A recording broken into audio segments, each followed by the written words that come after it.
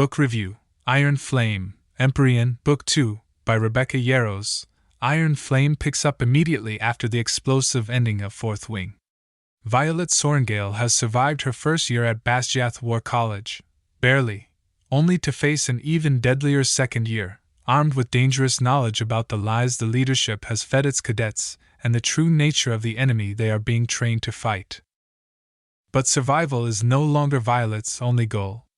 Knowledge is power, and now Violet understands that the real war is against the Venin, corrupted wielders of magic whose abilities threaten the existence of human civilization, and that the ruling government, including Basgiath itself, is complicit in hiding the truth. As Iron Flame unfolds, Violet must navigate brutal second-year training, political deception, romantic betrayals, and the mounting threat of an all-out war. Let's walk through the major events and arcs of the story. Part 1, Survival Reimagined. The second-year cadets face brutal new expectations at Basgiath. Now bonded to not one, but two dragons, Terran, the ancient, ferocious black dragon, and Andarna, the golden hatchling, Violet is an anomaly, which draws dangerous attention. Her body remains fragile, and her second-year courses and physical challenges push her to the brink of collapse. Complicating matters, Violet must now attend War Games, a set of tactical classes that test her ability to lead and strategize under pressure. She excels intellectually but faces constant physical peril. Meanwhile, Violet's relationship with Xaden Ryerson, her bondmate's second, her lover, and a former rebellion leader, grows strained. Xaden is consumed with his secretive work resisting the government, leaving Violet to wonder how much she can truly trust him. Their bond is tested repeatedly as new layers of Xaden's past and motivations come to light. Part 2, Unveiling the Lies. During her studies, Violet delves deeper into forbidden history. Secret archives, dragon lore, and the testimonies of older dragons reveal that the Venin, once believed extinct, are thriving, feeding on the magic of the earth and growing stronger. The wards that protect cities from Venin attacks are failing, but the government continues to deny the existence of the threat. Violet and her closest friends, Rhiannon, Riddick, and Sawyer, form a small rebellion within Basgiath. They gather evidence, decode old texts, and risk exposure to piece together the truth. Commander Lilith Sorrengail, Violet's mother, remains a powerful antagonist. Though her methods are brutal, her motives grow increasingly complex. She continues to manipulate Violet through duty and loyalty, leading to fierce confrontations that leave Violet questioning everything she was raised to believe. Meanwhile, tension builds between Violet and her old rival Jack Barlow, who reemerges after supposedly dying. Jack has been twisted by new allegiances and dangerous magic, setting him on a collision course with Violet and her allies. Part 3, The War Within. As Violet trains, investigates, and survives assassination attempts, the political intrigue within Basgiath intensifies. Professors, commandants, and riders alike are revealed to be either loyal to the truth or complicit in spreading lies. Violet's bond with her dragons becomes both her greatest strength and vulnerability. Andarna matures rapidly, revealing startling new abilities that could change the tide of war. Terran remains a voice of ancient wisdom, pushing Violet to rise beyond her perceived limitations. Xaden's involvement with the rebellion draws Violet into secret missions outside of Basgiath. During one such mission, she witnesses firsthand the devastation wrought by Venin attacks. Villages turned into barren wastelands, citizens slaughtered, and the wards crumbling. Violet's realization crystallizes. This is not a war for honor or duty, it is a war for survival. And the cost of victory will be catastrophic. Part 4, Betrayals and Broken Trust. Xaden, who Violet has trusted above all others, is revealed to have kept devastating secrets that endanger their fragile alliance. When Violet learns the full extent of Xaden's rebellion connections and his role in manipulating certain events at Basgiath, she feels a profound sense of betrayal. Their relationship fractures, even as external threats mount. Violet must decide whether love can survive lies, and whether she can survive without him. At the same time, betrayals within Basgiath explode into open conflict. Allies reveal themselves as enemies. Students are forced into impossible choices: uphold the government's lies or risk death to expose the truth. Violet's inner circle tightens, with Rhiannon emerging as her fiercest and most loyal friend. Together, they plan a desperate gambit: expose the truth about the venom to the world before it's too late. Part 5. The Final Stand. The climax of Iron Flame erupts in a sequence of brutal battles, shifting alliances, and devastating losses. A massive venom assault targets one of the few remaining strongholds protected by functioning wards. Violet, Xaden, Rhiannon, and their friends race to defend it. Despite being outnumbered and outmatched, the battle is chaos. Dragons fall. Riders die. Violet's tactical mind proves crucial, allowing a slim chance of survival. But victory comes at an unbearable cost. Xaden, facing overwhelming forces, is forced to unleash hidden powers he has long feared. His dark magic, tied to venom energies but wielded for a different purpose, reveals that even those fighting for good can be tainted.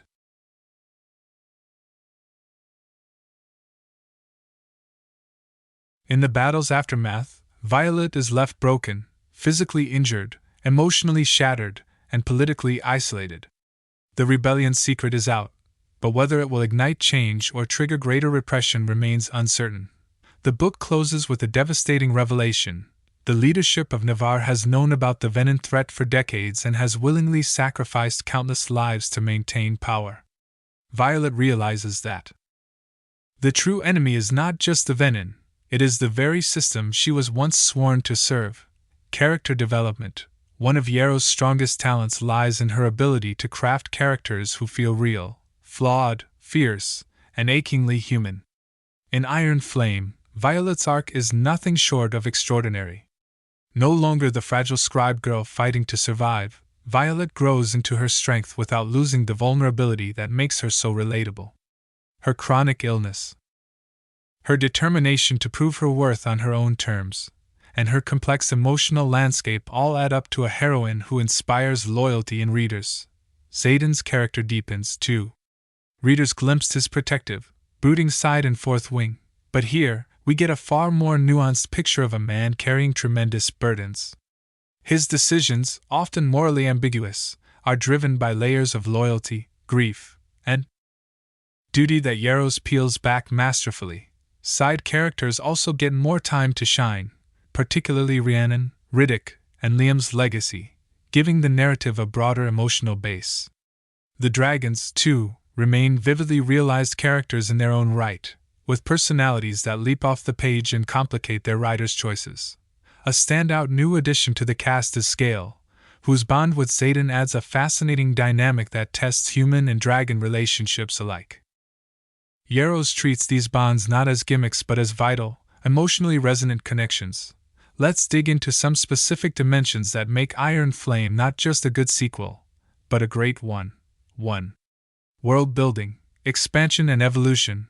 While Fourth Wing introduced readers to Bastiath War College and a world brimming with dragons, riders, and brutal military training, Iron Flame significantly widens the lens. Yarros pushes beyond the confines of Bastiath, showing readers the larger socio-political landscape in which the War College operates. Through Violet's education and espionage efforts, readers learn that much of what was taught at Bastiath, about the war, the wards, and the real enemy, is a carefully curated lie. Secrets about venom, wardstones, and the role of dragons in protecting humanity add richness to the fantasy structure. What distinguishes Yarros' world building is her balance of grand mythos and personal stakes. The magical elements, dragon bonds. Second signets, the power of wards, are fascinating, but they never eclipse the brutal, personal cost to those entangled in these ancient systems. The magic system continues to feel fresh, governed by clear internal logic yet imbued with an ancient, almost mythic energy. In Iron Flame, the world feels alive, mutable, treacherous, beautiful, and the realization that the history books are lies resonates powerfully with real-world issues around propaganda and institutional deception. 2. Character arcs, growth through pain. If Violet Sorrengail's first-year story in Fourth Wing was about survival, Her second-year journey in Iron Flame is about transformation. Violet's character arc is stunning. She transitions from reactive to proactive, from surviving for herself to surviving for something greater. Her journey is not linear. She suffers devastating setbacks, both physical and emotional, but that makes her growth all the more believable. The novel respects Violet's chronic illness, portraying it not as a weakness to be overcome, but as an integral part of who she is and how she fights. Xaden Ryerson's arc is equally compelling. His guilt, duty, and fear clash against his desperate need to protect Violet, even when his methods compromise the very trust between them. Yarros gives him complexity. Xaden is not the perfect, brooding love interest. He is flawed, secretive, often infuriating, but always human. Side characters also evolve meaningfully. Rhiannon, Riddick, and Sawyer each get deeper emotional beats, and even minor characters like Imogen and Bodhi are given moments to shine. Their growth builds a sense of community and underscores the novel's emphasis on found family. Notably, dragons like Tern and Andarna continue to develop their own distinctive personalities and arcs, blurring the lines between human and dragon agency in fascinating ways. 3. Relationship dynamics, passion, conflict, and fragile trust. The relationship between Violet and Xaden is no longer new, and Yarros wisely shifts the focus from initial attraction to the much harder work of maintaining love under immense pressure. Their romance is raw, messy, and volatile. Trust is both their lifeline and their greatest vulnerability. Miscommunications, withheld truths, and diverging responsibilities create rifts that feel earned, not manufactured. Readers feel the gut-deep ache of two people desperate to hold on to each other while being pulled apart by forces greater than themselves. Yarros does not idealize love as a solution to external conflicts. Instead, she portrays love as a complication, a source of strength but also a potential Achilles heel. Friendships, too, are richly drawn. Violet's bond with Rhiannon, in particular, is a beautiful depiction of female friendship. Forged through fire. The camaraderie among the rebellion-aligned students adds warmth and levity even amid devastating losses. The relationships in Iron Flame, romantic, platonic, and dragon-human, feel organic, evolving alongside the characters rather than existing in a vacuum. 4. Pacing and tension, relentless yet nuanced. At over 600 pages, Iron Flame is a hefty novel, but it never truly drags. Yarros maintains a relentless narrative tension, alternating between brutal action sequences, high-stakes training, political intrigue, and quieter emotional moments. Some readers may find the middle third slightly slower, as it deals heavily with world-building and political machinations. However, this deliberate slowing serves an important function. It allows emotional stakes and character relationships to deepen, making the explosive final acts even more devastating. Yarros expertly uses cliffhangers at the end of chapters, not cheap shocks, but well-earned pivots that heighten anxiety and investment. Each small victory feels precarious, each moment of happiness, endangered. The tension in Iron Flame is not just physical, but existential, the constant questioning of who to trust, what to believe, and whether survival is truly enough. 5. Prose style, energetic and emotionally charged. Yarros' writing style remains energetic, visceral, and highly accessible. She knows when to be punchy, especially in dialogue and action, and when to let sentences breathe for emotional resonance. Her description of battle scenes is particularly effective, using tight, immediate language that conveys both the chaos and the gut-wrenching stakes of combat. Emotional beats are rendered with precision. Violet's grief, rage, hope, and fear bleed through the page without veering into melodrama. There are occasional repetitions, Violet's mantras about surviving, her conflicted feelings toward Xaden, but they reflect her fractured mental state more than any stylistic misstep. Yarros also excels at showing, rather than telling, especially when it comes to character emotions. A glance, a hesitation, a half-finished sentence often speak louder than full monologues. 6. Thematic depth, power, corruption, and rebellion. Iron Flame is deeply concerned with systems of control, how institutions protect themselves at the expense of truth, and how individuals either conform or resist. Bastiath is revealed to be not just a training ground, but an instrument of manipulation. The idea that entire generations are fed lies to keep them obedient mirrors real-world anxieties about government, military, and educational institutions. Yarros also examines the cost of rebellion, the necessity of sacrifice, the impossibility of clean hands in a dirty war, and the personal toll exacted by resistance.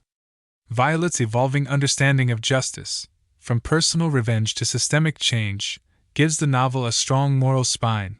Themes of grief, resilience, bodily autonomy, and moral ambiguity weave seamlessly into the fantasy structure, enriching the reading experience far beyond a typical, chosen one, narrative.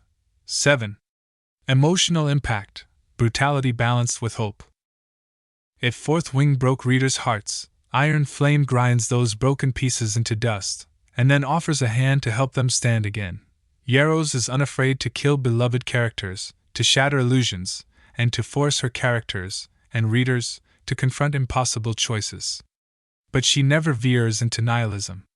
Even at its bleakest, Iron Flame insists on the possibility of change, the necessity of hope. The book's final sequences are heart-pounding, emotionally devastating, and utterly transformative. Violet's final decisions are a culmination of everything she has endured and lost, and they set the stage for a third book that promises even greater upheaval. Readers are left breathless, hearts bruised but beating stronger. Conclusion: Iron Flame is a masterclass in sequel writing. It deepens characters, expands the world, heightens the stakes, and delivers emotional punches with surgical precision. By focusing on specific aspects, the intricacies of world building, the painstaking development of character arcs, the relentless tension, and the thematic sophistication, Rebecca Yarros proves that the Empyrean series is not just a momentary sensation, but a landmark in contemporary fantasy fiction. Violet's journey is one of surviving, suffering, learning, and, above all, choosing to fight for a future no one else believes possible. And through her, Yarros invites readers to believe in the transformative power of hope, even in a world designed to extinguish it. Rating: 5 out of 5 stars, recommended for readers who crave epic fantasy with depth, romance that challenges rather than soothes, and heroines who refuse to break, no matter the cost.